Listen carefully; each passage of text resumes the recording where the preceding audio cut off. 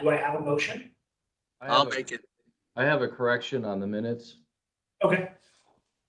On page 4, second paragraph, or comment is POA President Dan Wargo. It should be Dan Connor. It just stuck out my name because Wargo's my last name. It was just a typo. Yep. Got it. All right, we will With that, I correct would that. second the motion. Okay, so. Second. So we have Marion seconding the motion to adopt the minutes as amended by Joe's comment. I'm gonna put it to a vote. All in favor, say aye. Aye. Aye. Any opposed? I'm going to abstain because I wasn't present at the meeting. And with that, the motion passes. Same here, Matt, same here. I need to abstain because I was not present. Okay, all right, 2 abstentions. The motion carries and we have approval of the minutes from November. Okay. So now we're on to the next one, recharging the probation commission. You or me? I can give it. So what we've done is we've looked at both the Interstate Council, the Probation Commission, and we're really trying to look at the roles they play in advising either the Deputy Commissioner of Probation Director in probation business. Generally, what we've done is in these meetings is we come and in OPCA has presented material. We really want to look at what we're doing in this arena to really encourage the membership of the commission to really be a proactive commission in looking at what some of the challenges are in probation today and having a discussion and solution-based discussion on what we could do to, move the field of probation forward. So instead of coming here and listening to each probation unit report out on what they're doing, we really want to encourage the Probation Commission membership to bring issues forward, to open up a discussion about some of the challenges, some of the trends that you see in probation today, and really utilize this commission to be a true advisor to the Director of the Office of Probation and Correctional Alternatives. And that's kind of what we're talking about recharging. Gary has included some links to some statute about this probation commission, but that's really what we wanted to do when we talked about recharging the probation commission and really have a discussion with commission members about what they see their role is in the advisory capacity in working with OPCA and advising the director of that office and what role you see yourselves playing in that arena. And I'll open it up to discussion to either Joe or Dean or the commission members about what some of their feelings are on doing that. Yeah, I'm happy to start. I just, want to say on behalf of DCJS, Commissioner Rosado, I think I know many of you, but I'm Joe Cochran, the Executive Deputy Commissioner, and before this hat, I was in the governor's office for about 7.5 years, worked a lot on public safety, COVID response. I was down in DC, did Homeland Security. And one of the things over the last 2.5 years of the commission that I've been here has been to take a real critical look at a lot of the core operations of the agency in areas that we need to bolster and kind of lean in more on. And I think we now are at a point, given Bob's retirement and Gary's retirement, which are well deserved, that we want to do that with probation. We recognize that probation is the fundamental but often overlooked linkage in many of the delivery systems of justice throughout the state, in New York City and in the 57 counties outside of it. And so I'd love to be able to use the commission to tell the story of how important probation is, and to really raise its profile, because probation is doing pretrial services, it's implementing, it's the leading spear of implementing youth justice and raise the age reforms. And at the same point in time, the demographic of the average kind of probationer has changed fundamentally over the last few years. And so have our practices of how we oversee them and encourage them towards successful return to their lives. And so for me, this is, a commission of people who are experts and they know far more than I ever will about probation. And I want to use that expertise to help raise the profile the practice of probation throughout the state. And I would say one more thing, which is, which Gary had heard before, Dean has not heard this before, but probation is very personal to me. Going back to 1994, 1995, my mom was a single mom. She was going through a rough divorce. It took about 7 years. And I was with my dad, and she went and she had a funeral that she had attended and a wake. She had gone to someone's house afterward, and she had 2 glasses of wine. And this is December, this is Syracuse, so there was a snowstorm. She drove home, and she was in an 8 to 10 car pilot. The officer came over, detected alcohol on her breath, and had her do a field sobriety test. She was booked and charged with DWI. It was then reduced down to DWAI, and she was placed on probation restrictions. Could only drop me off at school, could only go to work, could only go home. She was discharged from probation and has not had a sip of alcohol in treatment since that time in 1994, 1995. But for me, that was always a lesson she instilled in me, is that, absent probation, absent a touch of the system that held her accountable for her actions, but also supported her as being a parent and somebody who could learn from that mistake and never make it again. And it's taught me and my siblings to not make those type of mistakes. It was critically important. So it is both a personal and professional privilege that I get to help tell the story of probation and advance its profession. Thank you, Joe. And I'll open it up to the membership for any questions or discussions. Well, I think it's important that the commission is cognizant and relevant to the issues of both our smallest departments and medium size and our largest departments. They often face different challenges as well as opportunities. So I think it's important to be aware of that and be able to address the needs as well as the opportunities of all the departments in the state.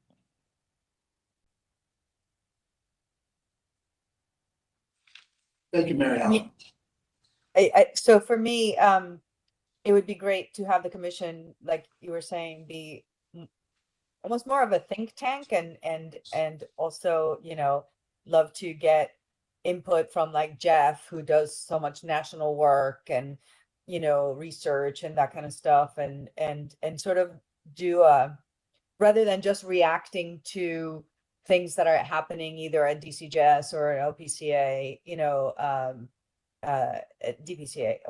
Is it OPCA now? Wait, whatever. The current term, because there is a lot happening out there, and in the landscape of how sort of crime patterns are changing some and whatever, it would be great for us to stay ahead of, the practices and taking into account what Mary Ellen just said about then how does that play out in the various sizes and locations of our departments in New York State. Thank you, Anna.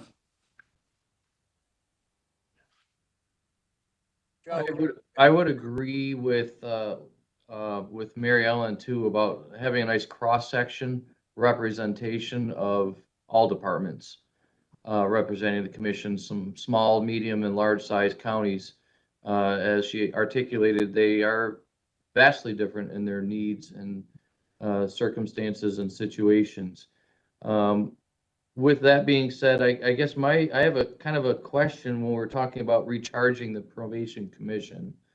Is I get a little lost in some of the titles and things like that, and I apologize. So Bob Macarone was the deputy commissioner and director.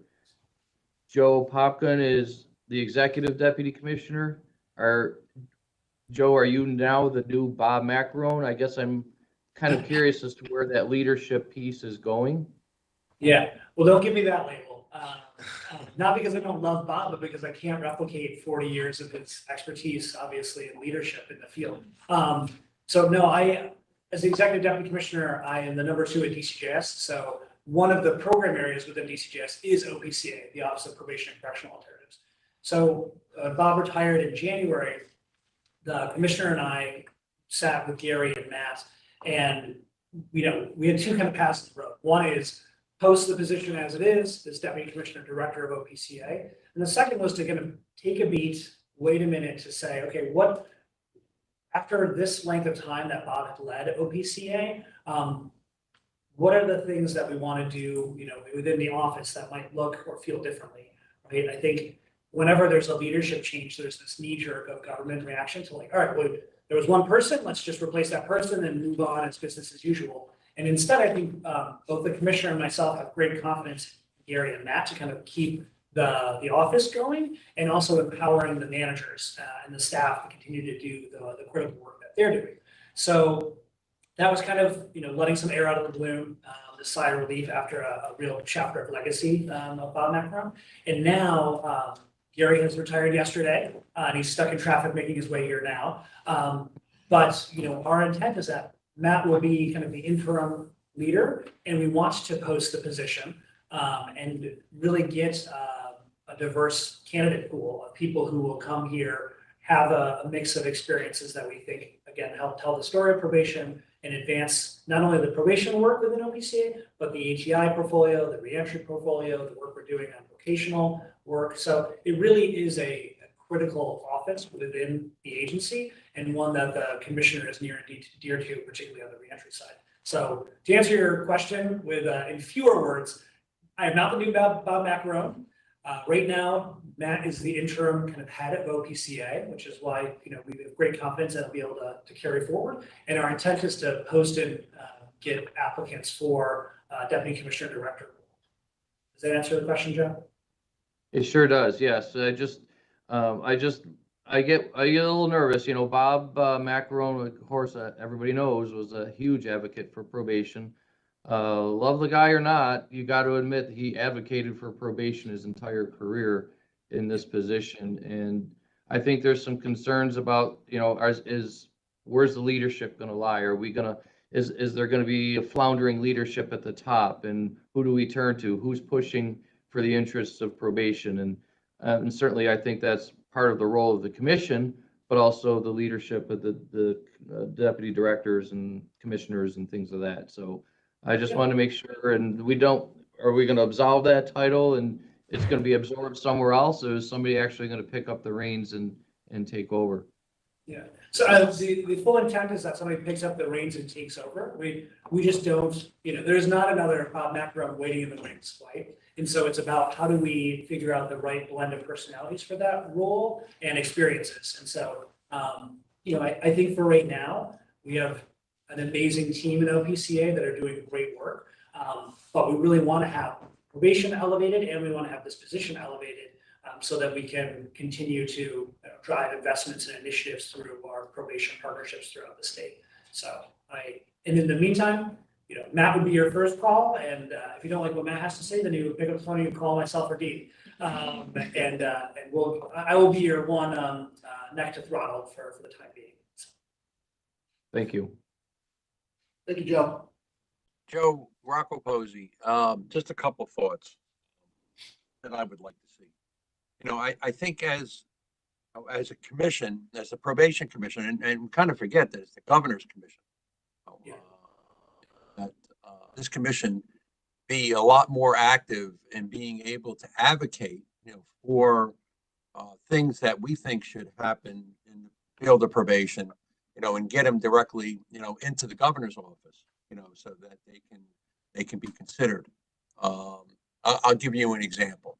You know, I still struggle, you know, that probation still has to advocate for certain types of benefits that all our other colleagues in criminal justice have, like 207C. You know, the possibility of a 25-year retirement for probation, because, you know, under the new pension, you know, tier 5 and tier 6, you're going to have probation officers running around and doing home visits, you know, until they're 67 years old. Doesn't make sense. You're not doing that in corrections, and you're not doing that in law enforcement. So I think, you know, as a board, you know, we should be able, as a commission, we should be able, you know, to get, you know, our feelings, you know, that's something that needs to be addressed by the governor's office, that would be the catalyst behind maybe championing something like that, and we know that when the governor's office, gets behind something, you have a much better chance of getting something done than, us as a profession, whether it be POA or COPA or whatever, in trying to achieve some of these things, Joe. So I always thought that that's something, that I never felt, as a longstanding member, of this commission, that this commission had that, that possibility. And the other thing I would hope, Joe, that when you go to look to fill that position, that we get somebody, and the criteria is that they have some understanding about what probation does. Again, I've been around long enough to see some appointments being made where we had people come in, had no idea what probation was. Couldn't tell you the difference between probation and what parole was, right? So I would like to make sure that, when you post that job, that there's qualifications there, that we're going to get somebody that can just step right in there. And again, you're not going to get a Bob Macaron, you're not going to get a Joe. I mean, we're all individuals, we're all different. We all have our different styles, and we have our strengths, and we all have our weaknesses. And you just can't go out and try to find another Bob Macaron or another Gary, or Matt, or anybody that's there. We got to get somebody in there, that understands the field, understands the needs, and is going to be an advocate and a leader like Bob was. That's just my thoughts. I think that's that is exactly in line with our vision of what the probation commission could and should be.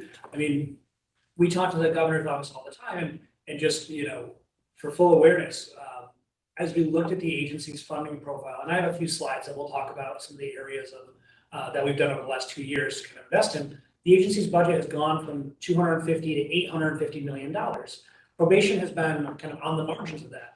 Give funding has gone, to the probation department, so we've set the minimum pass through to make sure that probation isn't kind of cut out of the equation.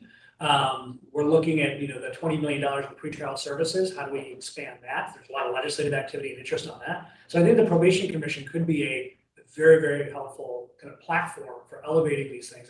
And as a tier 6 employee, I would love to see some changes made to the retirement system writ large.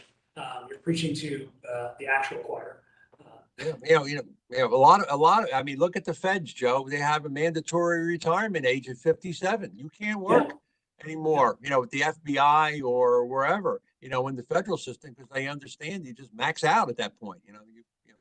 It's not that you can't do other functions or maybe move on to something else, but if you're actually doing field work and you're supervising probation cases, that should be the max, or it should be. No, I agree wholeheartedly, and I think we can use this commission as a way of articulating some more of the priorities, and then I'm happy to have the probation commission either have a letter or a list of priorities that we share with the governor's office as we do budget making in September, October timeframe. Last year we went through the budget and looked at a few areas that had not been increased over the last few years, and the two that kind of came to the fore were our aid for forensic crime labs and the aid to probation. Right? It is not the formula has not been touched in 20 years, and the amount of funding has not been touched, and it's made up a smaller and smaller kind of portion of what you were all doing at the county level. So I'd love to be able to advocate and advance, kind of again, here's an increase for probationary, and here's why it's commensurate with the changes in the caseload, and really the change in criminal justice that's taken place over the last 15, 20 years. The criminal justice system looks far different than it did 20 years ago, but in many, many ways, it looks far different than it did 3 years ago. And so I think probation has been given a lot more responsibilities, and the kind of state support should make sure that we're meeting those responsibilities as well. And Joe, and given those additional responsibilities, I'm proud to say that, not only my department, but every department in this state has stepped up to the plate. Whatever's been handed to us, whether we felt as though it was an unfunded mandate or whatever, we took it, we ran with it, and we made it work. And I think that's kudos, to the professionals that work in probation. And I agree, Joe, sometimes it's just, it's not recognized, that, the great work that probation does in the state. And I would like to see the commission and, and the leadership at DCJS, and Bob did it really well, getting out there and just, telling people, the great work, that our probation officers do day in and day out, so that's great to hear, Joe. I appreciate it. Thank you, Rocco, and thank you for your service. Thank you. Thank you, Rocco. Any other commission member would like to further discussion? I'm surprised Jeff hasn't come off mute.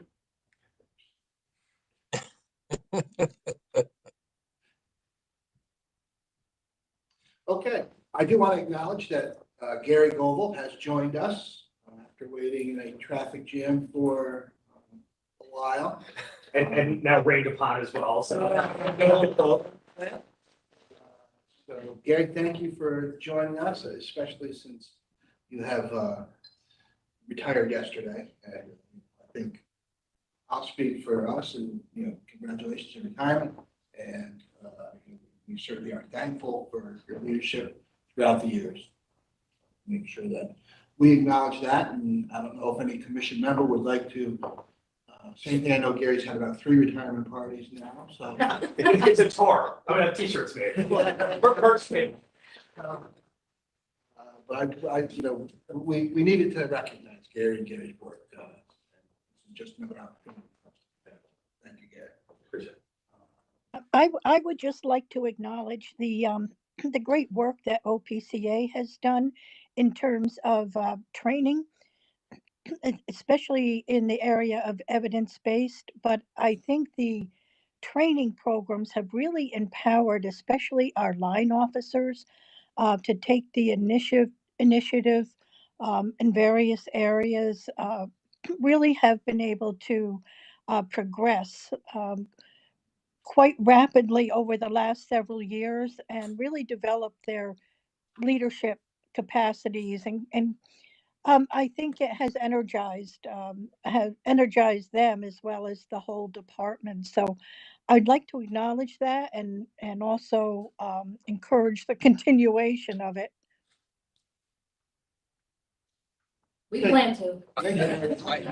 I agree with Mary Ellen. I agree with Mary Ellen. I've always been an advocate, and I know Mary Ellen has, and a lot of people around the state, that you just can't give our POs enough training. The more training they get, I personally, as the agency head, I feel, a lot better that they're aware of what their responsibilities are, and especially when it comes to, staff safety issues and things that are now part of the academy curriculum. That makes me feel that they're better prepared, to not only do the office work, but the field work. So we've come a long way, in actually having, an academy that is similar to what occurs now in corrections and has always occurred in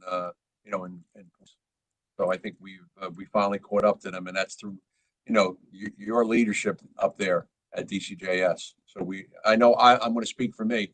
I truly appreciate it on behalf of Westchester. I would also like to dovetail into that, right along those same lines of Rocco and Mary Ellen, that as a past POA president myself, involved with POA for 15, 20 years, they have their annual training conference every summer, and DCJS has been always super supportive, provide great trainings at those events. I know Gary, yourself, congratulations, Gary. Very happy for you, but sad for us. But always has been involved with offering great quality workshops. Teresa Skano-Hansen, Patty Clements, and I don't want to say everybody's name because I know I'll forget somebody, but your entire staff's been great, providing quality trainings. And Bob Macron was famous for saying that the POA Summer Training Conference was the premier training event. Those were his words, his quote, the premier training event for probation officers across New York State.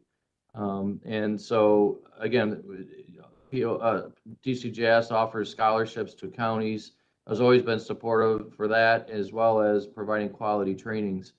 And I would certainly encourage that to continue for sure. So with that, that is coming up in July, just so you know.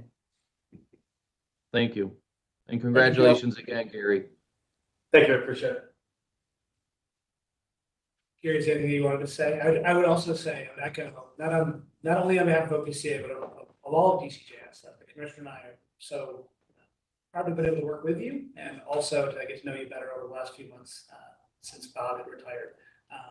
I hope our exec team retreat didn't push it out. But no, I think that not only do you bring a level of confidence and competency and just real expert knowledge, but you're a true professional and a great person to work with. So I wish you all the best, and I have a feeling our paths will continue to cross. Thank you. And I appreciate it. And, you know, everybody has been great to work with, DCJS, previous incarnation as DPCA, Albany County Probation, I mean, I value the work that I did, in the, 33 and a half years, and, the relationships I built with people along the way. And, as you referenced, I do hope to continue to be involved in it. So, I hope to, continue seeing everybody in different events. So, I appreciate everybody's thoughts and support.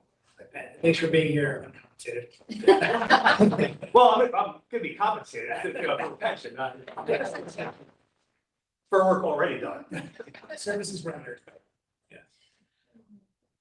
Any other thoughts from the commission members, either on the probation commission, on Gary as an individual? Better. So I'm going to move the agenda forward. I've covered a lot of this in my more impromptu ad hoc remarks, but I will fly through a few slides, mostly because I pulled them together this morning. Katie, could you put up the slides for me for a second?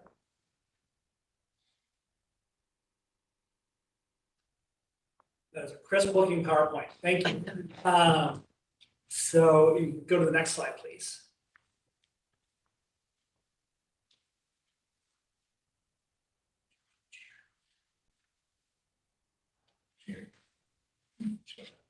Katie, could you go to the next slide for me? The advanced arrow might be hidden or some of those issues. There we go. And actually, you can jump to the line for that. Oh, yes. Actually, before we jump back, I would like to take a minute to give Dean the floor. Dean is our Deputy Commissioner for Policy and Programs and has been my friend and longtime colleague. Yes. So good morning. My name is Dean Fruscia. I'm Deputy Commissioner of Policy and Planning here at DCJS. I've been here for approximately 4 years. Prior to that, I served my time at the Division of Budget for about 19 years. So my background is in finance and program, grants and audit. And those are the areas that I cover here, but also there are a few other units that report to me administratively and or programmatically, and OPCA is one of them. So I try to help support them in staffing and funding, and collaborate with Gary and Matt and Joe on programming and policy issues as well. So Thank you, Dean. And I think Dean will be joining you at the conference, right? yes, Yep. So just, I know all of you know DCJS and most of the time you're seeing just one kind of program area. And so I'm going to zoom out a little bit and talk about DCJS as a whole, some of our priorities. And I think it's a nice parallel for the type of work we hope to do with probation. So DCJS, as you know, supports all aspects of the state's justice system, from prevention and diversion all the way through rehabilitation and reentry. And for a long, long time, our mission is always focused around public safety. It's about providing resources and services that inform better decision-making and improve the quality of the justice system. Over the last 2.5 years, I think there's been a calibration, and this is part of a national conversation around not only safety, but justice. And not just being an extension of law enforcement as the agency, but really about how do we make deeper inroads with our community partners so that we're doing both the prevention side and the response to crime. And so now I think over the last 2 years, through the commissioner's leadership, we've been seen as being kind of more holistic in our approach, a balanced approach, and inclusive of the community with a broader emphasis on justice. Next slide, please.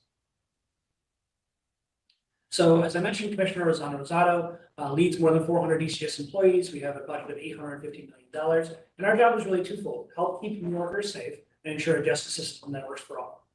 We do that through partnerships with stakeholders such as probation departments that bring resources, expertise, and information needed for that more fair, equitable, and efficient justice system. We work with local partners every day, recognizing that we need to have safe communities, but also stronger communities, ones that are more resilient and adaptable to change. Next slide. This is the slide that most people hate because it has all the text, but this is just, a thumbnail sketch of our many, many functions within DCJS. We are at our core a support agency. We do training for law enforcement. We collect and analyze statewide crime, arrest, disposition data, among other data.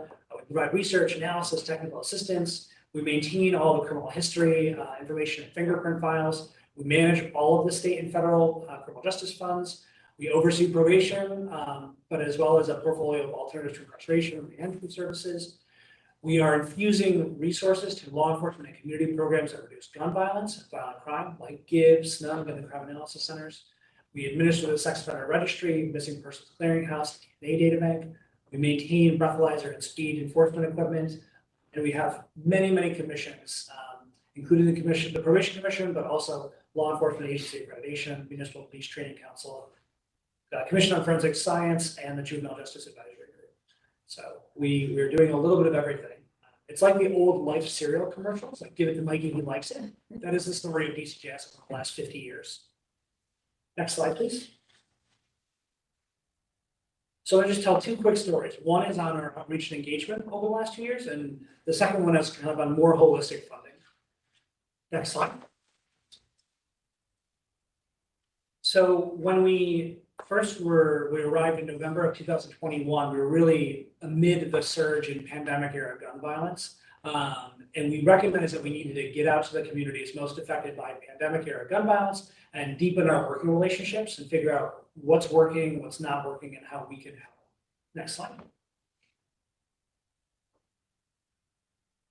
So we went to, over the last 2 years, 20 cities, some of them several times, to convene tables like this, where we brought in the community and we brought in law enforcement partners, and we just presented them with the data of what was happening in their county, and then also asked them, we can tell you what the numbers say, but what do you feel, what do you see, how are the programs being run? And from that feedback, we were able to, in both years, kind of advance proposals to the governor's office and to the Division of Budget for funding. Next slide, please. So this is snapshots of what the room looked like. I think one of those is Long Island, another one is Rensselaer County, and the other one is Erie County, I believe. Each of the conversations, sometimes they were uncomfortable, but they gave purpose and context to our work. We talked a lot about what we needed to pilot, and we also talked a lot about how we blend the solid base of evidence-based work that we have right now with new innovative practices. I think also the biggest takeaway is that by setting those type of tables, that the conversation was, okay, well, what are the other state agencies doing on mental health, on substance use disorders? So we've been using our feedback from the tour to inform our outreach to other agencies as well, to make sure that their investments in mental health and diversion are making it to the places that are most in need. Next slide. So that's really on the kind of grassroots level. On the more strategic level and how we set kind of policy for the state, Commissioner Rosado, along with the Lieutenant Governor, in July of last year, we launched the Council on Community Justice, which was rebranded and expanded Reentry Council. So we've set a wide table of everybody from, we've had prosecutors, we've had defenders, we have reentry service providers, we have higher education providers. We're really trying to get a good cross-section, would welcome a probation representative, to figure out kind of where do we go for the next kind of frontier of criminal justice reform. I think we spend a lot of time on the reforms of the last few years and what it meant to implement them and implement them with fidelity. But there is still a persistent push to reform the system. Some of those reforms are incremental, some of them are more broad sweeping. And so this kind of council is a sounding board for the governor, DCJS, and for several other state agencies like DOCS to have an opportunity to kind of candid closed door meetings on what are the next iterations of reform, either in regulation or administration or in legislation that we need to take to have a fair and equitable justice system. Next slide. So the next story is on funding. So, we have been the beneficiary of both the governor and the state legislature's, investments. But we also recognize that we can't just put out an RFP on everything and expect that to kind of fix the world. So we've tried to pilot some new funding models, and I'll tell you about kind of two of them real quick. Next slide. The first one is Project Rise. So in 7 of those communities that we went to, we brought along our checkbook of $2 million each. And we said to the community, we want to make $2 million of value available to you to fund the gaps, to fund the places in the system that are not working right now. And we also want you to pass through that funding to as many grassroots organizations that have not received state dollars. So the model was $2 million in these 7 cities. It goes to 4 lead organizations, and then they have to pass through a minimum of 25% to the mom and pops, the grassroots who have never drawn down state dollars before. And our approach here is to respond to violence, invest in solutions, sustain the positive programming, and empower communities. So that's how we got RISE as the acronym. And next slide, please. What we've now seen in just a year is that we have 25 lead organizations, 74 grassroots organizations, so 99 new grantees who are providing more than 50 new services. And these are all services that were identified by the community, by that steering group. This wasn't DCGF coming in and saying, okay, we're going to make just this type of programming available. They chose exactly what they needed for their communities. So, for instance, out in Buffalo, one of the grassroots organizations is Raw Tools. And what they're doing is they're taking recovered firearms from law enforcement, they chop them up, melt them down, and then they teach kids how to turn them into garden tools, works of art, jewelry. It's really the transformational power of how you take a weapon of destruction in the community and turn it into something positive, and also providing kids with the opportunity to participate in that kind of transformation. And then those tools are used in community gardens throughout Buffalo. So that's just kind of one small story about what we're doing through Project Rise that we wouldn't necessarily have found out if we were just making an RFA or RFP available. So we see a lot of investments in academic supports, employment, caregiving opportunities, well-being, community engagement, and a lot of youth development services. Next slide. The next story is on the Crime Analysis Center, which I know many of you know.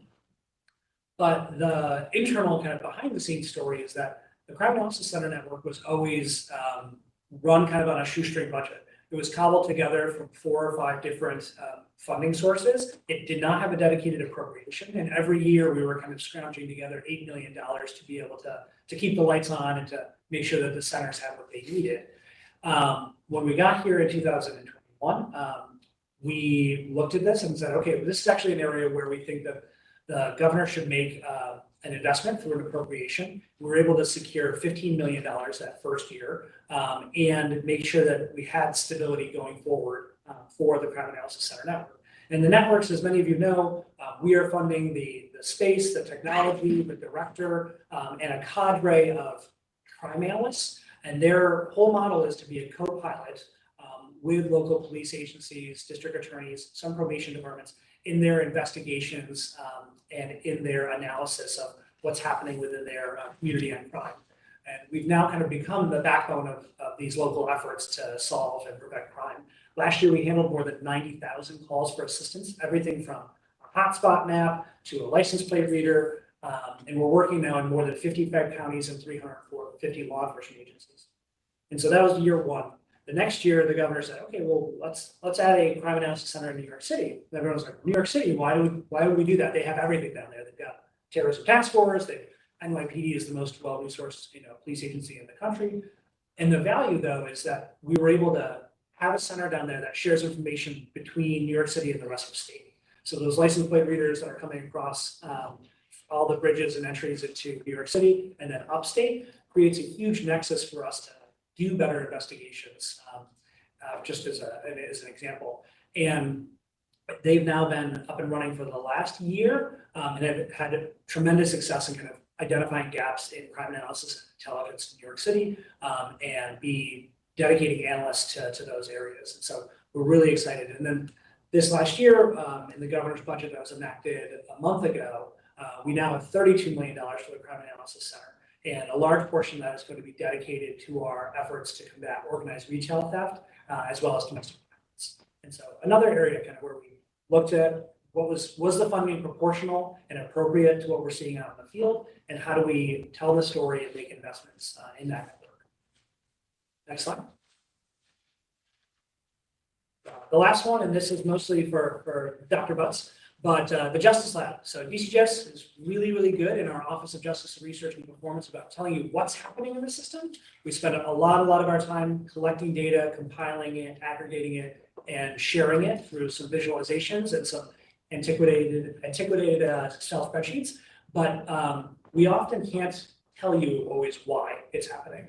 And so last year, under the leadership of Lee Bates, who's our Deputy Commissioner at the Office of Justice Research and Performance, we launched the Justice Lab. And this is really supposed to be a model where we start to use our expertise with the data, our familiarity about how we collect it, how we compile it, how we analyze it, and then bring in and partner with external researchers who have their own methods, their own questions that they want to ask. And we share a common research agenda of together, provide funding and support so that we can start to look at building the evidence base, expanding it on alternatives to incarceration programs, the overlap between the violence victim and the violence offender, because there is a huge overlap there. So how do we use health data and other data sources to understand that better so we can make our approaches and interventions better? Looking at regional and neighborhood deprivation, we know that by the time people get to the criminal justice system, many other systems have failed. And yet there are these persistent pockets of poverty throughout the state. How do we start to use other sources of non-criminal justice data, demographic data, to refine our investments and strategies? And then a review of sentencing practices and impacts, given the conversation around sentencing that is kind of happening within the legislature and the governor's office. How do we provide data about sentencing practices and their impacts? Next slide. So this is in December, we put together, I don't know what I would call it, storyboard, a placemat, if you have it laminated in front of you. But DCJS, this tells the story that I did in many more slides, which is we work to build safe and strong communities. We have record resources. The top kind of banner is what we're doing, and the bottom is how we use our values to infuse that. Record resources, Project Rise, Snow Street Outreach, Gun Involved Violence Elimination, Crime Analysis Centers, Justice Lab. We can have space on here for probation as well. And our values are really the same that we talked about. Integrity, equity, community, agility, innovation, collaboration. And I'd love to, again, have the Probation Commission, but also DCJS as a whole, use those values in the probation space and in our space, interstate compact and in our ATI and reentry portfolio to make sure that we are practicing what we preach. And so with that, you can pull down the slides, and I'm happy to answer any questions or have Dean answer them. So when you mentioned the retail theft, I know last year there was the announcement about the Western New York auto theft support. Is that still? Yep. Yep. So we have a meeting, I think, with Monroe on Friday, tomorrow.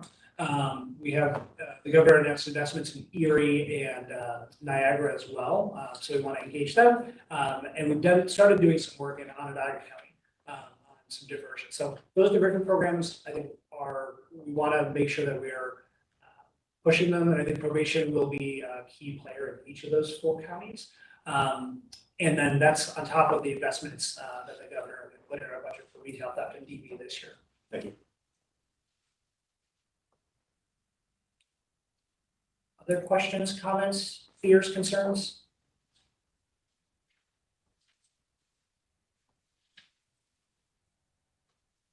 All right. So I will kick it back over to you. Thank you very much. And thank you, Joe. Much appreciates an in-depth look at DCJS's activities. We do have an opportunity to introduce Alan Frisbee, who's the president of the New York State Council of Probation Administrators. Alan, thank you for coming, and especially thank you for coming in person. Glad you didn't get caught up in the same traffic accident that Gary did, and you were dry coming in here, probably brought an umbrella. So Alan, thank you for joining us, and the floor is yours. Thank you. Coming from a small county, with 10 professional staff. I appreciate what was said before about the need to recognize that there are large counties, large entities like New York City. There are more medium, say, in between Westchester and Dutchess, and then there are the small counties. So trying to do everything with a blanket, broad brush approach is very difficult because we don't have the resources, the personnel, whatever, to do these sort of things. I mean, there are physical limits to how much one person can do and be the warrant officer and be all these other hats. Try to keep our heads as small as possible. So wear many hats is difficult. So from the small county perspective, I'm glad that that was referenced and the need to consider those sorts of things. Along the training lines, COPA is concerned for counties that have to send people to trainings. It becomes a very expensive proposition when you're sending somebody for 3 and 4 weeks at a RIT, meals, hotels. Not everybody has their own training academies. Those that do, we're grateful for the counties that can access those, but a lot of the counties are coming here. And when another week or whatever gets added to training programs, then it's like, well, where is this going to be? And it's even more concerning, I think, in recent times, because you have the parameters of having to get everybody certified in a certain period of time, potential loss of employment, then if everything isn't lined up within that period of time, or with the increase in the physical aspects of the basic course for peace officers and people, down on the mats rolling around, coming back bruised, they might say, hey, this isn't for me. Well, if you've committed a substantial amount of money to that person in the training process, then that's something that, can really come back on a department that doesn't have a lot of resources for training. So those are, some concerns that we have from the COPA standpoint. The availability of the training programs, the intensity of the training programs, both physical intensity and the number of hours, things along that line. One of our other concerns, which was mentioned, we had a meeting last week, was regarding the whole Automon and Catalyst and whatever name that they're going to go by, and having the case management system that all counties in the state now use, and to the tune, at least, and I didn't get the New York City info this time. Maybe Anna can remember from her service there. But for the rest of us combined, with except of a few other counties that didn't respond, is over $1 million in local allotments to Catalyst to run their programs. And now the ad hoc situation is going away, and there's this other possible solution, which is going to cost, a substantial amount of money. And I know that what we had discussed last week, maybe there is a potential pot of gold at the end of the rainbow or whatever for that will cover that. But that is a big concern. We think, in various COPA meetings that we've had, it's almost like Automon Catalyst also looked at this as a prime opportunity with Bob leaving, that there was a gap there, and we don't think that if he were still around, they would have gotten away with it so easily. I think there would have been more increased attention from there, and just his presence, and that isn't to demean anybody else, but it's the reality of the fact that he was so involved, and he had pushed and pushed and pushed, and he was, very much involved with the prior owner of Automon and that sort of stuff, that there is a concern there that without a strong figurehead here in New York, that they're not going to pay that much attention. To me, $1 million a year is a heck of a lot of money to be received from a business standpoint. Now, I understand that they are a very large company now, and maybe this is the proverbial drop in the bucket.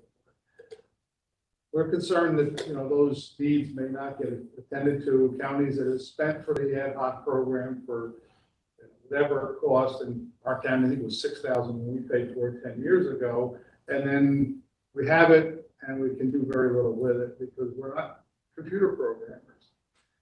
We're officers, you're line officers, you're doing everything else. And then you get asked some of these questions that used to be interesting even on the annual plans to have to answer questions that we really didn't have the immediate access to the information.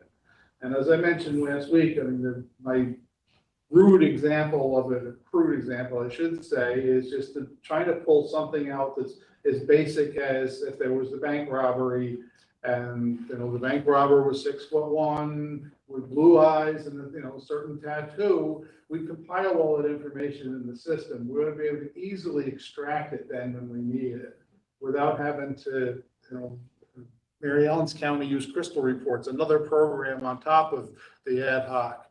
So you're just adding layers and layers. You know, maybe it is a difficult process. I don't know. I'm not a computer programmer, but it would seem to me that in this day and age, with all the information that is there, you'll be able to pull it out when you need it. And Rocco mentioned about some of the other things with 207C and retirements and whatever. In my department, so we have a professional staff of 10. By the end of the year, 3 of us will be at least 60. And I won't have anybody under 45 as a probation officer. So, you know, credit maybe some of us for staying around a long time, perhaps too long under certain models or whatever, but the reality is, you know, we are doing these jobs at 60 years old, making home visits and those sort of things, and, you know, grandparents in the office. And, you know, I certainly didn't start out that way, but I'm still here years and years later.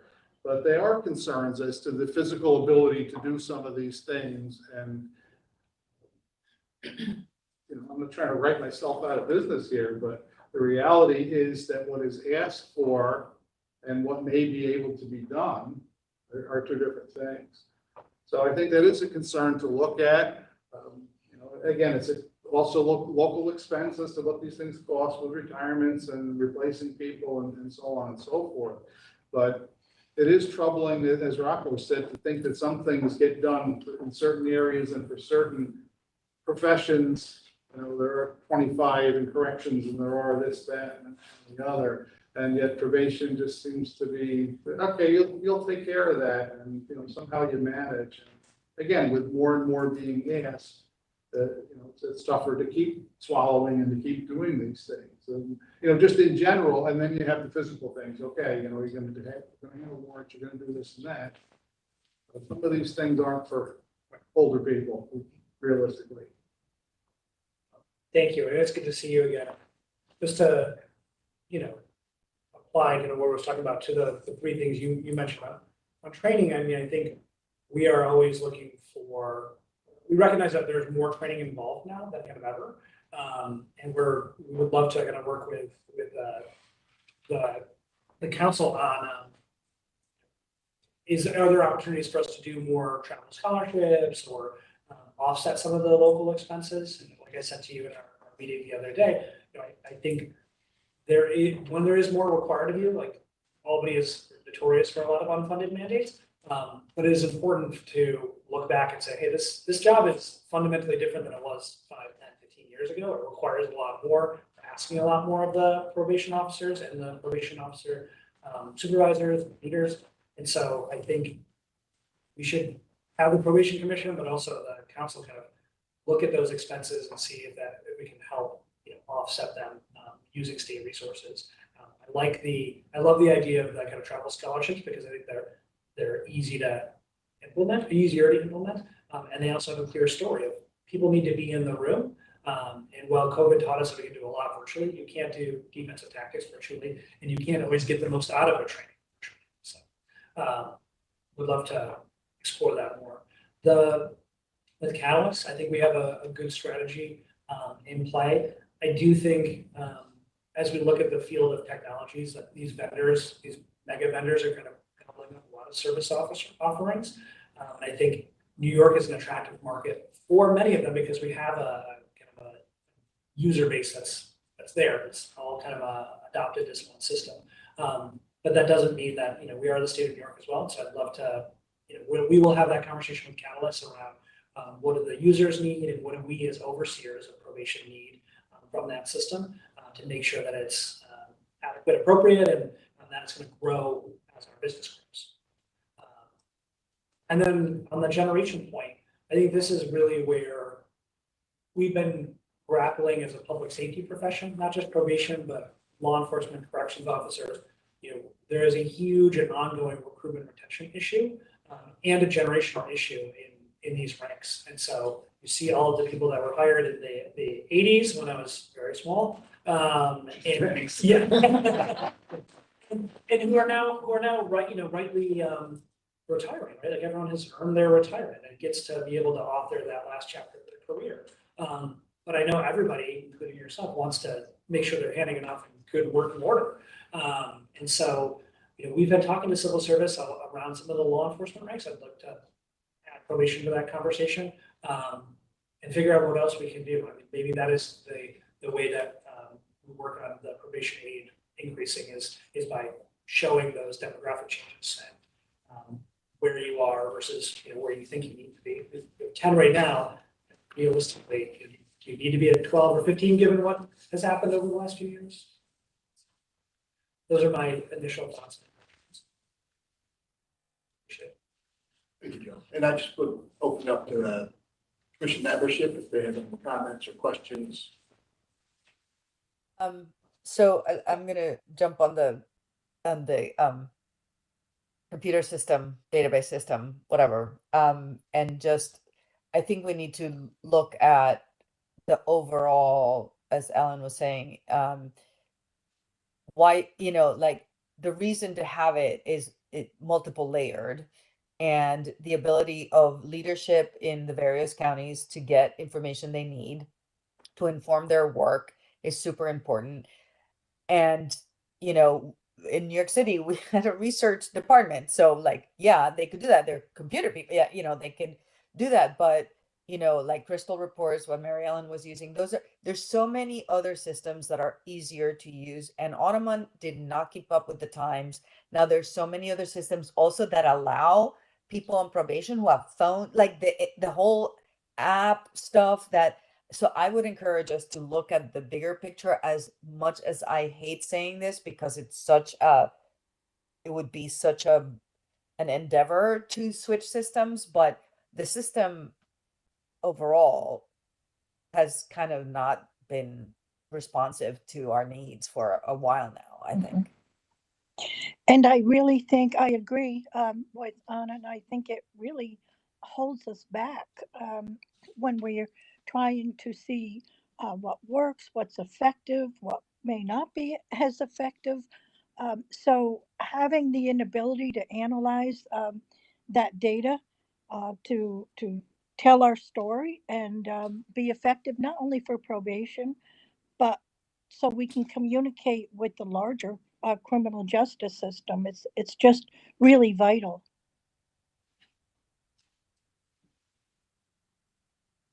Thank you both. Any other member like to comment? Gary, you want to jump in? Not on this, so when we're concluding this, I want to move back to something else that Alan mentioned.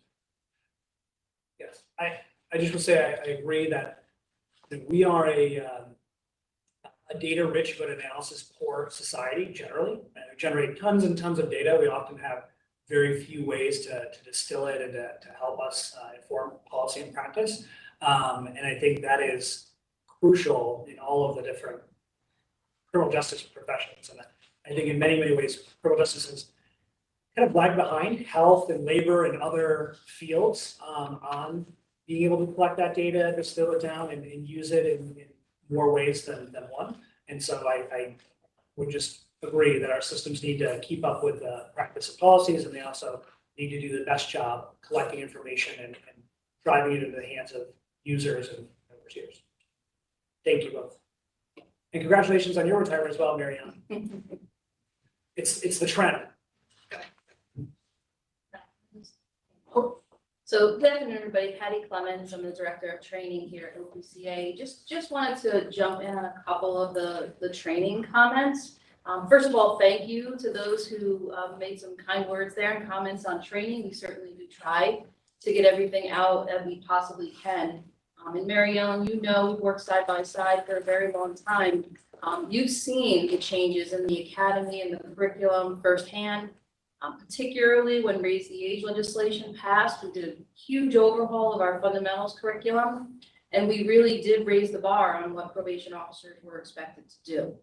The job was difficult, and we recognize that they're probably some of the most highly educated law enforcement professionals in New York State, so why not tap into that? And so we started to use our officers in different ways as interventionists.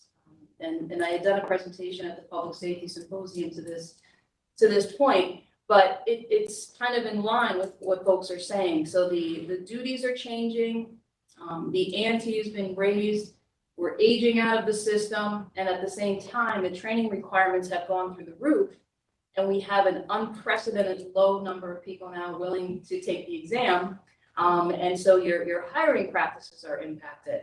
So I couldn't think of you know, I'm gonna say a perfect storm and not a perfect way, right? It's very troublesome, it's concerning, and in my position, it's something that I'm very cognizant of. I hope to be able to share some thoughts about how to meet the training need. I know the travel thing is a huge issue, and beyond just the travel, I mean, even getting people there, the travel scholarships would be fantastic. But it's part of the problem. Yeah. People are still needing to leave their homes, their caseloads, you know, all that stuff still gets impacted. And so while we can probably potentially fix getting people in those seats, there are a lot of other things I think that we still need to address. So at some point, you know, I have lots of ideas, and, you know, we'll be discussing them hopefully with you both. But I just wanted to acknowledge that, you know, well aware of the fact that these things are going on. We were able to add a staff to our unit, which I'm eternally grateful, and she's been a wonderful addition. It certainly is going to help us to be able to do some of the things that we've been trying to get to and just couldn't get to that finish line. But I just want to let you all know that it's definitely something that is on our minds, and we are working to try and correct. So thank you. Thank you. Thank you. And share all the ideas. No one has a monopoly on ideas. So I'm gonna comment that's gonna tie Alan and Patty's together. You know, Alan mentioned with some of the peace officer related stuff, you know, the rolling around on the mats, his departments and agent staff, the last fundamentals class. You know, I was 22 when I started all the county probation. The last fundamentals class, there's people on their third careers coming in. You know, it's not the same as, you know, your first job. So I do think there are, you know, wide concerns regarding, you know, some of the peace officer training aspects. And I guess to that point, and you have to commit to this now, is there an opportunity for the NPTC to develop like a peace officer work group or subcommittee or something like that? And not just probation, but the other large employers of peace officers that, you know, some sort of representation. Yeah, I mean, the MPTC, I think, has evolved a lot over the last few years, and I'd love to kind of bring this to them, and we talk to my clients, Johanna and Josh, and see what the, is it a representative or is it a work group that looks, you know, kind of critically at the training requirements? We've done this similarly for other EA investigators or others, make sure that it's the right balance of moving the profession forward, having it be a professional standard, but also one that ties back to the job itself, the duties that are required. Thank you.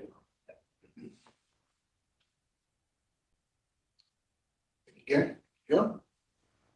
Moving on. Teresa, in the hands of our juvenile operations unit, who's going to touch briefly on the regulation that impacts juvenile. Yep. Again, Good morning, everyone. So just a brief update on regulation relative to the juvenile side of the probation system. As we've talked about at previous commission meetings, Part 356, which is the piece of regulation that pertains to juvenile delinquency intake and adjustment, and there's a small section on predispositional supervision in there, was amended. This one has been about 2 years coming, but I just want to highlight that we did have that regulation go to promulgation. So we have a new version that was effective on April 17th of this year. 5 primary modifications to that regulation included aligning regulation with changes to Article 3 of the Family Court Act that were effective a couple of years ago, back in December of 2019. And that had to do with the complainant of a juvenile delinquency matter having input on access to the family court for petitioning. As probation practitioners know, that shifted a few years back. So we aligned regulation with that. We also updated the definition of juvenile delinquency to match the modification from raising the lower age effective in December of 22. We added the requirement for screening for sexual exploitation of juvenile delinquencies youth in the adjustment process, which mirrors the statutory mandate for PIN's diversion youth, actually. So we included that for juvenile delinquency as well through this regulation. We added language about reassessing youth at the extension, because one of the modifications to law from 2019 added 30 additional days to the initial adjustment period. So we now have 90 days plus 60 days possible. So we added language about reassessment, which had never existed before in the Part 356. And the last piece of the rule modification was allowing for the juvenile substitute contact, which exists for adjudicated JD and PINS youth in Part 351, formal supervision as we call it. But we added that allowance now for youth in JD adjustment services. So those were the primary points. We got it promulgated and it's now effective from April 17th. It's been modified on the public website, and there was an SDM 2024-2 issued at that time to advise directors. Do you want me to hop to the third item that's also juvenile related, or do you want me to wait? I will, if there are any questions or discussion on this regulation, I'd like to give the membership an opportunity to discuss. All right.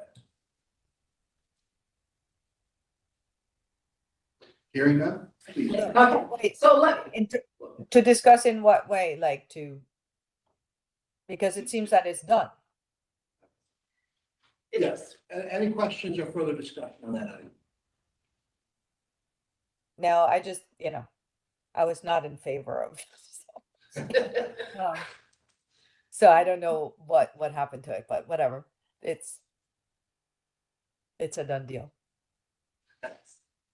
Noted, thank you. Okay, I will give 6C in the agenda. I will talk about future revisions are anticipated with regard to PIN's intake and diversion process. So as many directors are aware, there were changes to Article 7 of the Family Court Act, which has to do with PIN's cases, that became effective earlier this year. With regard, it was really about sealing and expungement of PIN's records in the diversion process, but also in formal court proceedings. And DCJS has not issued any guidance on that yet, but we do, it's with our legal office. We do anticipate it impacting a couple of pieces of regulation. Right now, we expect it'll impact Part 357, which is the rule pertaining to PIN's intake and diversion for those probation departments that perform that function. But it will likely impact Part 350, the investigation and report rule, in a section that speaks to what legal records can be referenced in investigations and reports, as well as potentially another with case record management, 348. But those decisions aren't final yet. It's just something that's been on the table as we await input from the legal office on the interpretation of those changes to law. Thank you, Teresa. Any questions or further discussions from the members? So this is not a direct response to what Teresa just talked about, but more of a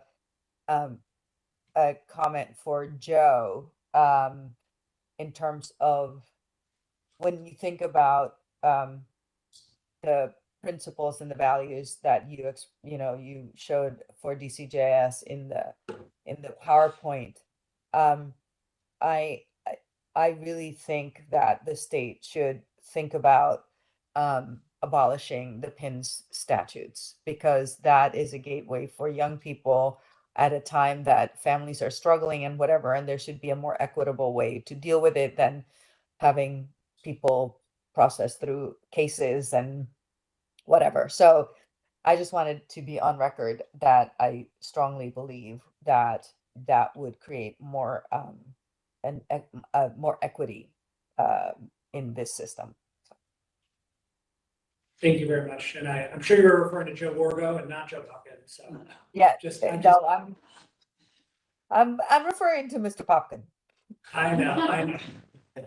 Couldn't let it go by, but thank you. And he's heard me say this before. I'm not telling him anything new, right, Joe? At the other meeting we had previously, because that stage should be a stage where families are being helped rather than creating an adversarial system between parent and child, and et cetera, et cetera. So, and probation, we should be focused on other stuff rather than PINS.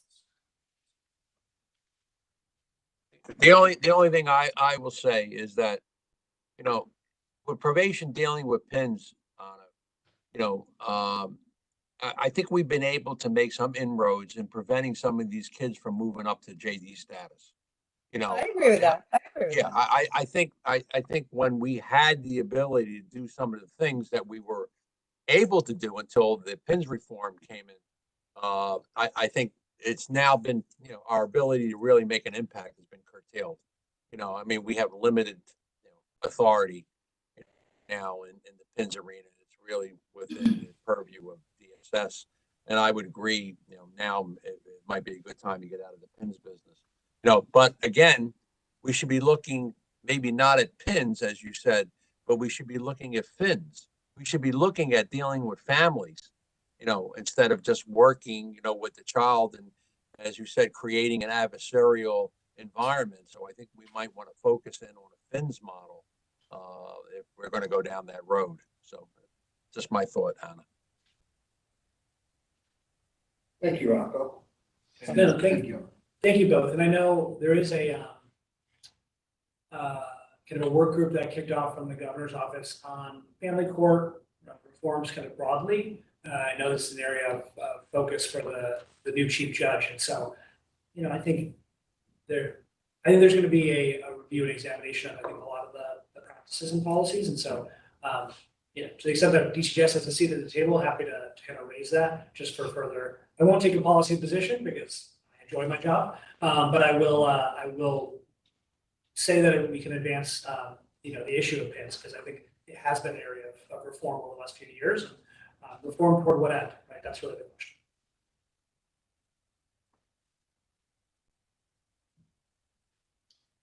Thank you, Joe.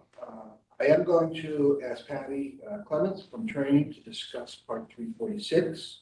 Give us an update on where that is.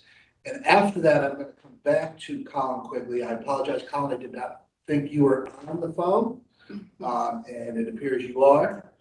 We're going to come back to you for any comments from the Probation Officers Association. So, Patty, if you don't mind taking that. Sure, absolutely. So part 346 is the staff development rule. And it is one that had been not looked at in quite some time. In fact, I think the revision prior to what we're working on now was around 1999.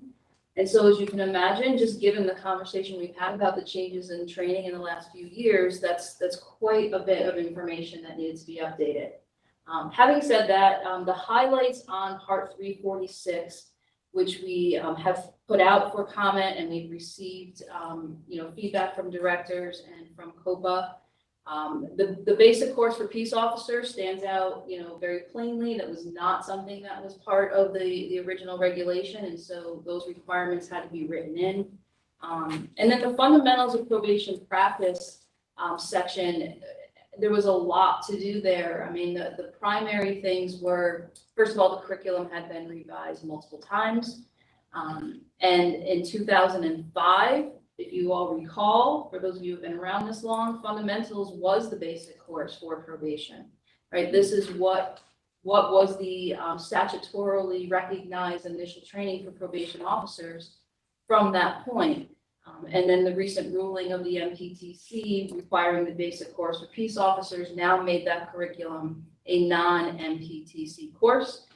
And so there were several things that we had to edit to, kind of come up to speed in the regulation around that. One of the key things that we did with fundamentals, again, it's not now regulated through the MPTC, but it clearly still needs to be regulated. And so OPCA has become the regulator of that curriculum in ways that we had not before.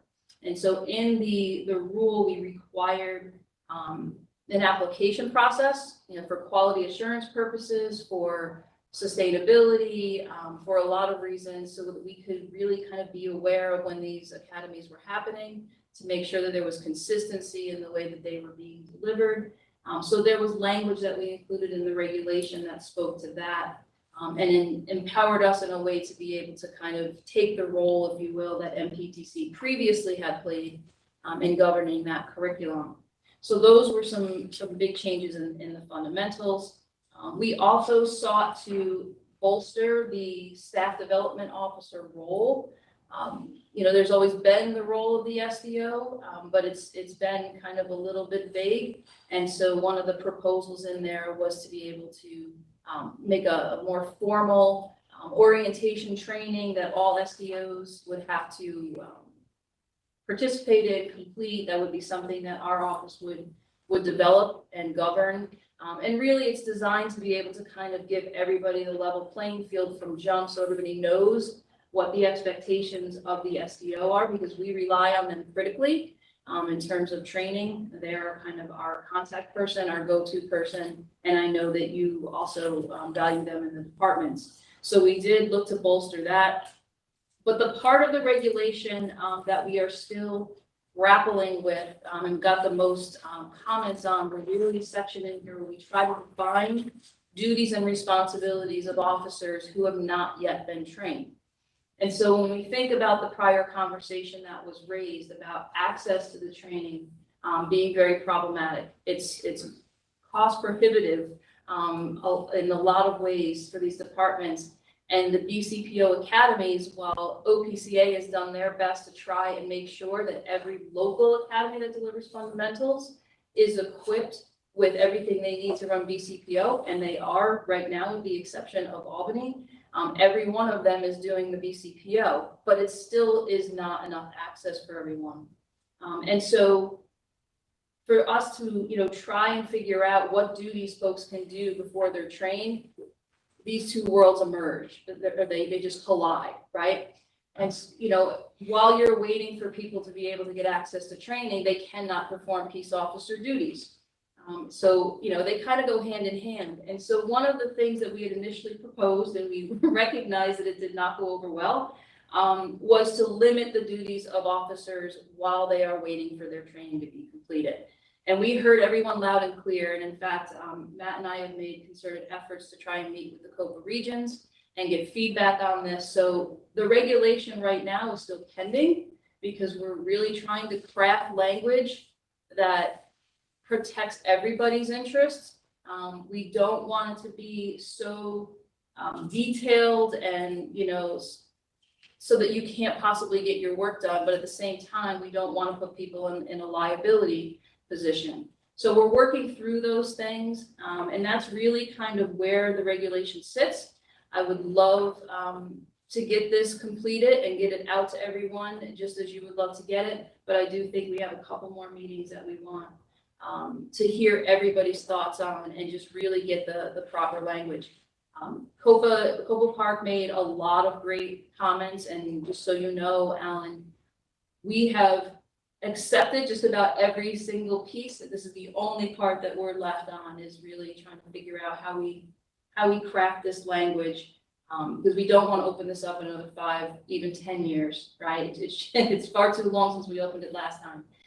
This thing really should live for a while, and so we want to make sure we get that right.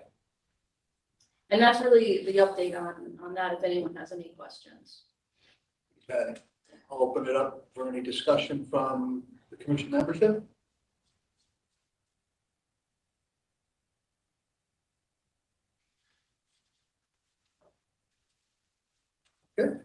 Being part of the training of the committee, the staff development committee, I can attest to how much thought and effort went into it, and I really appreciate the leadership of OPCA.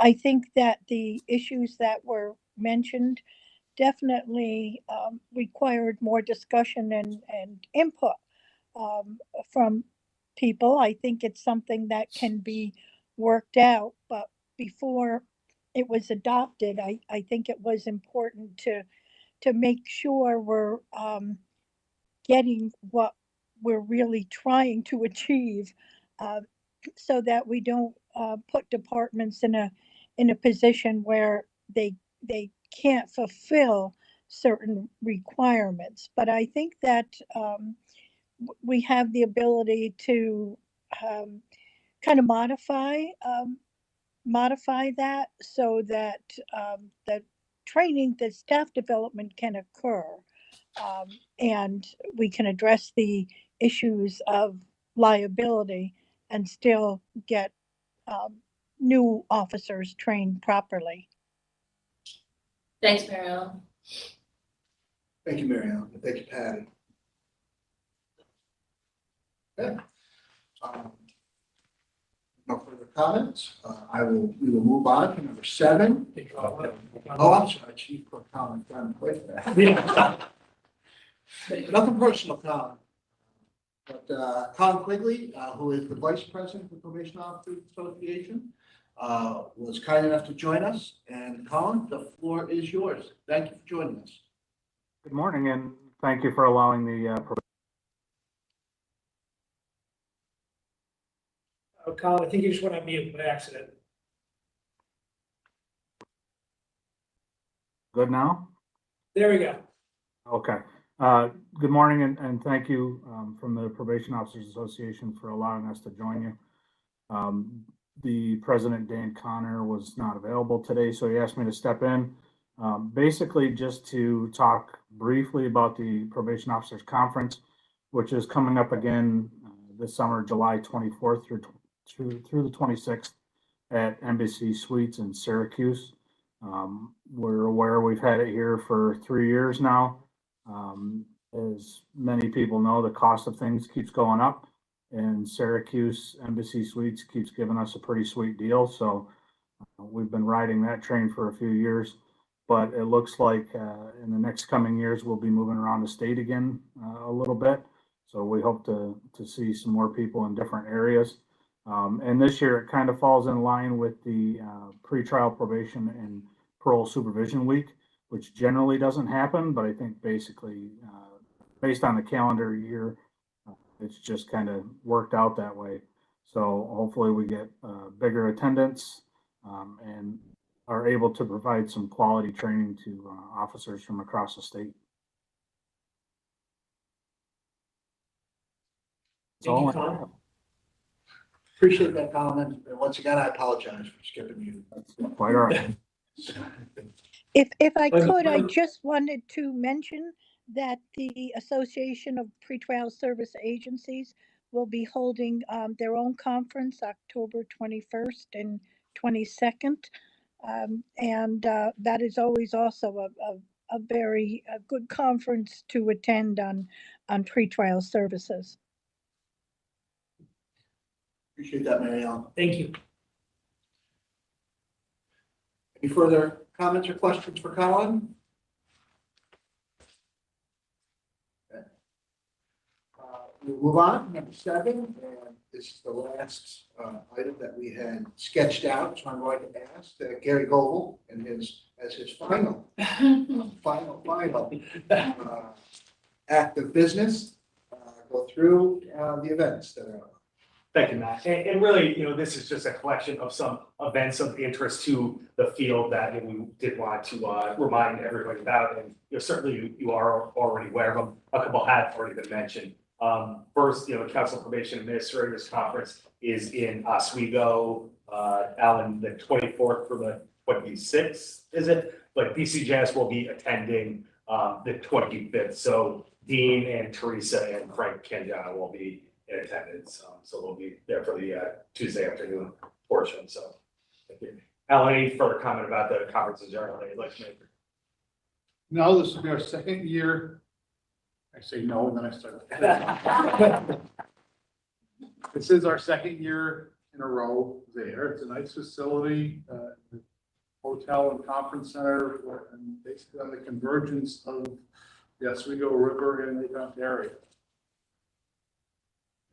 There are vendors that'll be coming as well, and I think there's a representation from Catalyst.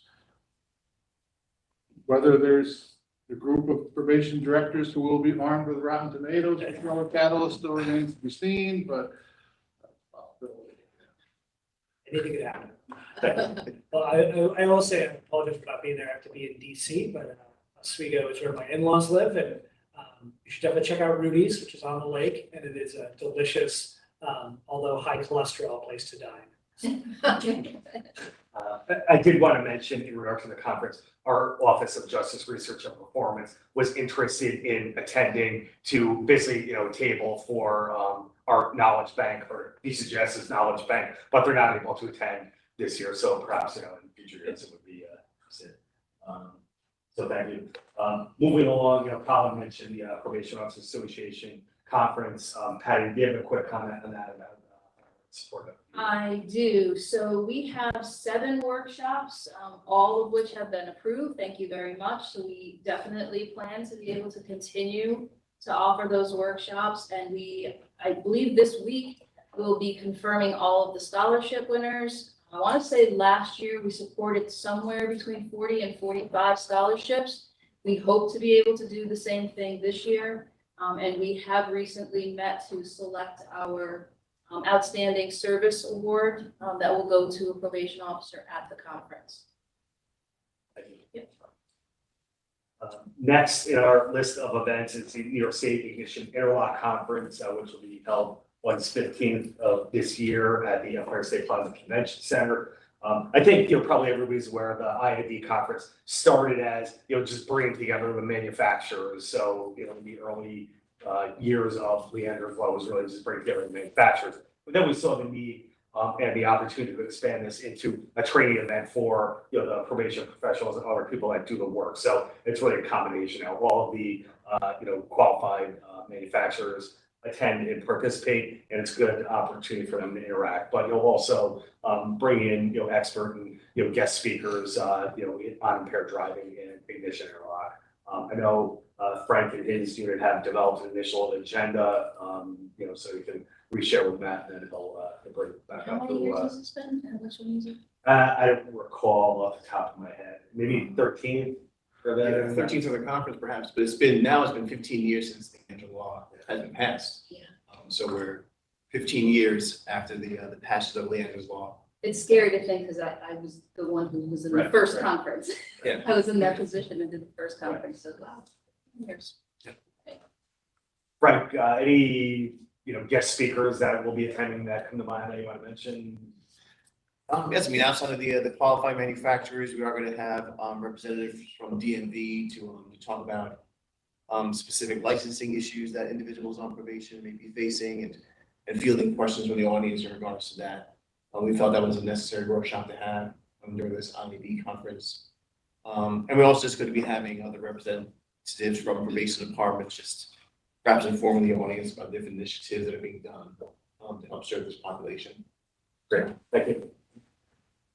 Next on the list is the DCJS Public Safety Symposium, which grew from over the years. I don't know if it started as, operation impact specific, then give specific, then law enforcement, broader public safety, symposium. I think, our office has managed a track in it in recent years for, probation and community corrections. So, we're eager to do that again this year. I think, importantly, this conference is, free for the professionals to attend. So, I mean, we've gotten great attendance from probation, ATI, and our other constituency groups. So, additional information will be coming out about that as well. Had any further comment on that policy? Just that we have submitted 5 proposals from the office and supported 2 others that were not going to be in the probation track. Although we have not yet gotten official word that these have been accepted, I have all the reason in the world to think that they will all be accepted, and we're looking forward to presenting. Thank you. Yeah, and just that, this conference, again, in keeping with our values and being more holistic, we really wanted it to be a public safety symposium. So we have 1,200 people registered last year, about 1,000 showed up. We offer it free of charge. I do think it is, I'll steal Bob Macron's word, but this is, for the public safety profession, this is the premier training opportunity. But I would really love to see more probation and community supervision attendance. I think we want to have that track kind of built out. We expanded the conference to a 3rd day because of the amount of presentations. It's also, we've had the governor, the lieutenant governor, we've had a lot of great speakers and keynotes, and it's another place where I think probation and the intersections with the other public safety professions can be further highlighted. So we strongly encourage, and I think registration actually opened on Monday. So if you need the link or want to share it broadly with your networks, happy to provide that. Thank you. Next item on the list is the New York State Highway Safety Symposium, which will be held in Lake Placid, October 21st through 24th. That's sponsored by the Governor's Traffic Safety Committee. Registration is through the Institute for Traffic Safety Management and Research, ITSMR. Not necessarily a probation or community corrections specific event, but certainly 26% of the people who are on probation are on for a DWI or related conviction. So certainly it's an event of interest. So just want to mention that.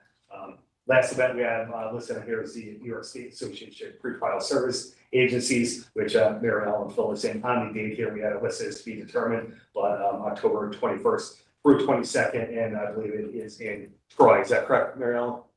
The pre-trial conference? I believe it is. I'll jump in. It is. That is correct in the Franklin, Okay. Franklin Tower. Thank you, Nicole. Any questions or comments about any of the events? How many will you be attending, Gary? Well, I have registered for the public safety symposium as a volunteer, so I have committed to that thus far. I'm on vacation for POA, so I can't go there, but we'll see what that. Thanks, Gary. Thank you.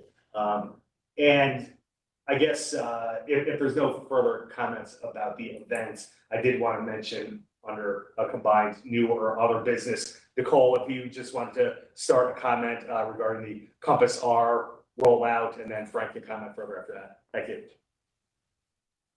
Thanks, Gary. Good morning, everybody. It's almost afternoon. Happy Thursday. So on May 16th, last Thursday, we had a Compass R overview webinar with over 500 participants, almost 550, I believe, to discuss what is coming down the pike with the new assessment that New York State will be using for probation and alternatives to incarceration individuals. Really, our purpose was to just identify anything that may look a little different, but also reiterate the fact that the assessment is really should be utilized in the same way that the New York Compass has, but identifying that this assessment is more transparent and that it is able to be scored without using electronic means, which is a huge piece, especially for the probation practices that are have to go inside a jail perhaps to do some work, or just do not have that electronic capacity right there, right at their fingertips to complete.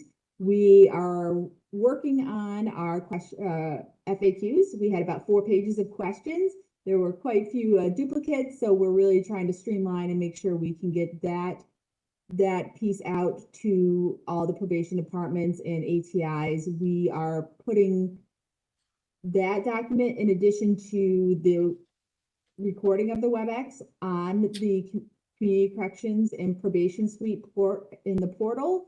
I just integrated Justice Portal, so in case anybody was missed or wants to go back to the training, they can view it there. Darcy Katzmara and Frank Cangiano were the presenters on that, and did a fantastic job with fielding question. We had about an hour and a half worth of questions too. So again, just a lot of working on how this will be utilized and really identifying that it is not, change can be scary, but it's not a huge change where people should be terrified about what is going on with the assessment. And I think that's really what I have to say, besides the fact that we will be providing our training PowerPoint to those individuals that were trained as trainers in the winter of 2023. We had trainers that had previously been New York Compass trainers, and then some new trainers come in to be able to train not only their agencies or departments, but also contiguous counties. So we will be providing what we utilize on the 16th for an overview. Again, the overview is for people that have been using the New York Compass previously, not for new users. We will be providing information and the information from Equivant for the new user trainings we'll be doing a series of those. We have those on our training plan for 2024-25. So Frank, go ahead. I'm sure I missed something. No, you did a great job. Thank you, Nicole. Just wanted to add to that, in addition to the recording being posted on the IJ portal, along with the FAQ that we're developing, we also felt it was important for us to post on the portal blank versions of all the questions to the Compass R core, along with the tooltips printed out, just to have it on the portals for probation departments, ATI programs to review, as well as having a blank version of the supervision level reviews, formerly known as case supervision reviews, on the IJ portal as well, with their own tooltips. Just so while we wait for the go live date to occur, that the probation department's ATI programs can review those in the interim. Thank you. Any questions from the commission or anybody here in the room? Thank you, Nicole and Frank. I'd open up if anybody has any new or other business to the commission. Anybody in the room, new or other business? Okay. None being heard? But you're going to conclude it. So I just want to defer back, but so that will conclude today's spring 2024 meeting of the New York State Probation Commission. So thank you all for joining remotely, and those of us here in person. We appreciate your service, and the next meeting will be scheduled and announced. So thank you. Thank you, Gary. Thank you, everybody. It's good to see you. Thank you. Thank you, everybody. Be safe. You too. Bye-bye. Thanks, Yeah. everyone. Have a good day. You too. Gary, what was the accident on the thruway? They So- stopped traffic at 23. Everybody had to get off. It was headed north and west. So